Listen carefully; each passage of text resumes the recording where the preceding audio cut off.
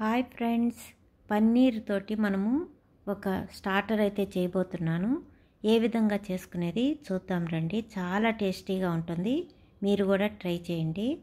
Paneer cubes దొరుకుతాయండి మనకు, పెద్ద పెద్దవి.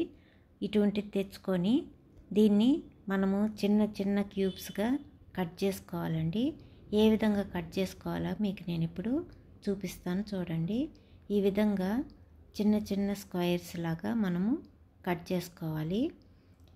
ఇంత స్క్వేర్ చేసుకుంటే మనకు తినడానికి చాలా ఈజీగా అనిపిస్తుంది. వీటిని బాగా చన్నీళ్ళల్లో బాగా కడుక్కోండి. ఒక 2 సార్లు బాగా కడిగేసి నీళ్ళన్నీ వంపేయండి. దాంట్లో కొంచెం సాల్ట్, కొద్దిగా చిల్లీ పౌడర్, గరం మసాలా, ధనియా పౌడర్, కొద్దిగా అల్లం తెల్లగడ్డ పేస్ట్ అండి, కొంచెము పెరుగు, ఒక్క నిమ్మ చెక్క అంటే సగం చెక్క వేసుకుంటే సరిపోతుంది. అంటే పన్నీర్ను బట్టి మనము ఇవన్నీ వేసుకోవాలండి. పులుపు, కారము, ఉప్పు. ఈ విధంగా బాగా కలిపిన తర్వాత కసూరి మేతి కూడా బాగా నలిపేసి ఈ విధంగా పైనే వేసుకోవాలి. ఒక 10 మినిట్స్ మ్యారినేట్ అయితే చేయాలండి.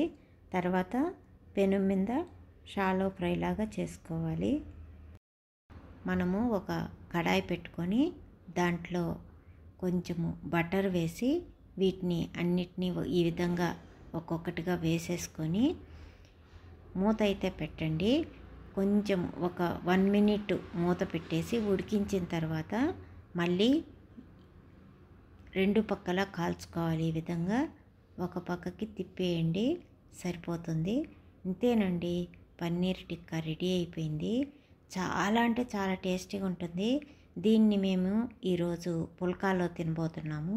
పుల్కాకి కానీ, ఫ్రైడ్ రైస్కి కానీ, స్టార్టర్స్కి కానీ, చపాతీకి కానీ, దేనికైనా బాగుంటుందండి.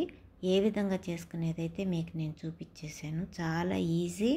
తప్పకుండా చేసి ఒక్కసారి ట్రై చేసి చూడండి, చాలా బాగుంటుంది. మేమైతే చెప్పానుగా, పుల్కాలో చెన్నా కూర, పన్నీర్ టిక్కా పెట్టుకొని ఈరోజు మాకు డిన్నర్ అయితే అయిపోయింది. ఇక్కడ అన్వి పాపనైతే అడగదాము ఏం చెప్తుందో. ఎట్టుంది అన్వి? ఇది ఎట్టుంది? బాగుందా? ఏం తింటున్నావు నువ్వు? పన్నీరు దోశ. చాలా బాగుందా? ఎమ్మీ ఎమ్మీయా? నువ్వే చెప్పాలి అది. అవును. ఈ వీడియో నచ్చితే లైక్ చేయండి, షేర్ చేయండి, సబ్స్క్రైబ్ చేసుకోండి. మరి ఇక ఉండనా? బాయ్. Thank you.